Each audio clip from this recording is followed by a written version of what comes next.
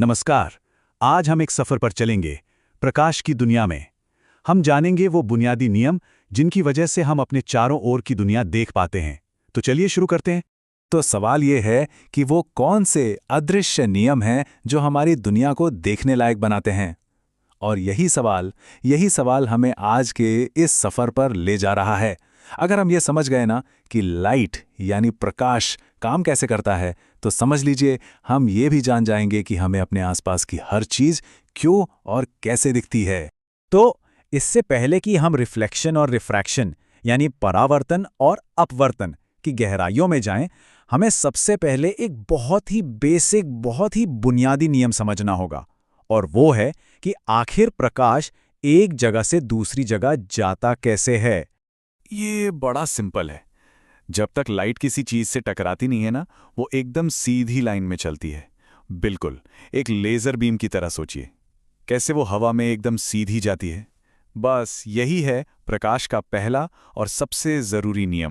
ठीक है, तो लाइट सीधी चलती है, पर तब क्या होता है जब ये सीधी जाती हुई लाइट किसी ऐसी चीज से टकरा जाए जिसके आर पार वो नहीं जा सकती। बस यहीं से असली कहानी शुरू होती है। बिल्कुल आसान भाषा में कहें तो ये बस लाइट का किसी सतह से टकराकर बाउंस बैक करना है। और इसी बाउंसिंग की वजह से, मतलब इसी परावर्तन की वजह से, हम वो चीज़ें भी देख पाते हैं जिनकी अपनी कोई रोशनी नहीं होती। अब ये जो बाउंसिंग है, ये भी कुछ नियमों से होती है। इसके दो बहुत ही सिंपल से नियम हैं। पहला, लाइट जिस एंगल पर आकर टकराएगी ठीक उसी एंगल पर वापस जाएगी। और दूसरा नियम ये है कि आने वाली किरण, जाने वाली किरण और सतह पर जो एक सीधी लाइन हम खींचते हैं, ये तीनों एक ही प्लेन में होती हैं।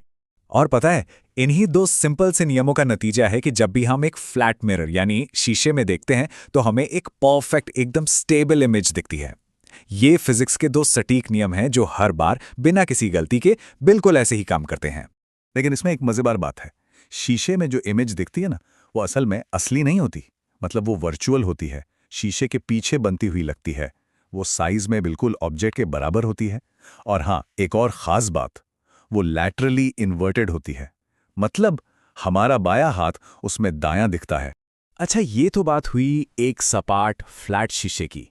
पर क्या होता है जब सतह फ्लैट ना हो, घुमावदार हो? बस ये सवाल हमें लाइट की दुनिया के और भी मजेदार हिस्सों में ले जाता है, क्योंकि घुमावदार सतहें लाइट को बहुत ही अलग-अलग, बड़े दिलचस्प तरीकों से रिफ्लेक्ट करती हैं।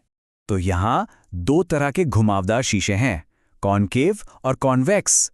कॉनकेव यानी अवतल दर्पण, जो गुफा की तरह अंदर की तरफ मुड़े होते हैं, वो लाइट को एक जगह पर फोकस करते हैं। और कॉन्वेक्स यानी उत्तल दर्पण, जो बाहर की तरफ उभरे होते हैं, वो लाइट को फैला देते हैं। और यही वजह है कि कार के साइड मिरर, जो कि कॉन्वेक्स होते हैं, उनमें हमें पीछे का इतना बड़ा एरिया दिखाई देता है।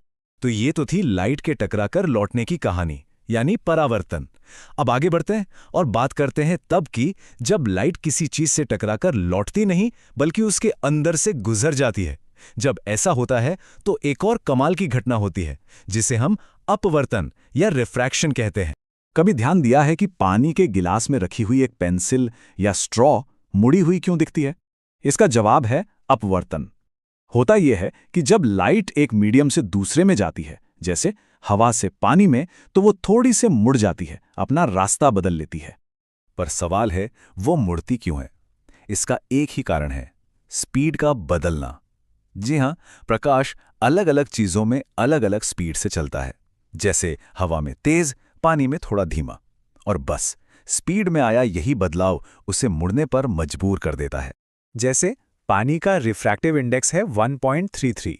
ये नंबर हमें बस इतना बताता है कि लाइट पानी में हवा के मुकाबले कितनी धीमी हो जाती है। हर पारदर्शी चीज का अपना एक ऐसा ही रिफ्रैक्टिव इंडेक्स होता है, जो ये तय करता है कि वो लाइट को कितना ज्यादा या कितना कम मोड़ेगी।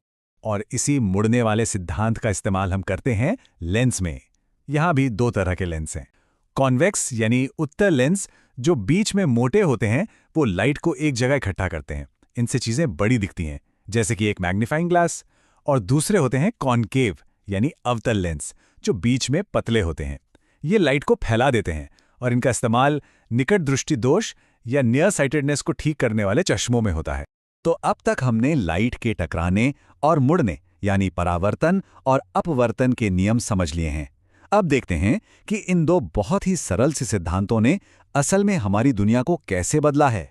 सोचिए, हमारे चश्मों से लेकर गाड़ियों के शीशों तक, कैमरों से लेकर मैग्नीफाइंग ग्लास तक, और यहाँ तक कि दूर सितारों को देखने वाले टेलीस्कोप और छोटी से छोटी चीज़ों को देखने वाले माइक्रोस्कोप तक, ये सब कुछ, ये सारी कमाल की टेक्नोलॉजी लाइट के इन्हीं नियमों पर बनी है।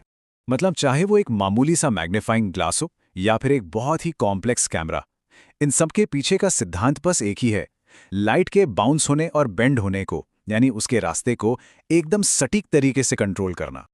आखिर में सारी बात बस एक सीधी सी सच्चाई पर आकर खत्म होती है। प्रकाश ही है जो हमारी दुनिया को देखने लायक बनाता है। इसके बिना हमें कुछ भी दिखाई नहीं देता।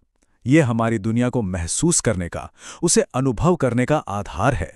तो अगर ये प्रकाश की नियम है, जरा सोचिए, इन नियमों को और बेहतर तरीके से समझ के या शायद थोड़ा मोड़कर हम भविष्य में कौन कौन सी नई टेक्नोलॉजी बना सकते हैं। इन नियमों को जानना सिर्फ ये नहीं बताता कि हम क्यों देखते हैं, बल्कि ये हमें कल्पना करने की ताकत भी देता है कि हम भविष्य में और क्या क्या देख सकते हैं और क्या क्या बना सकते हैं।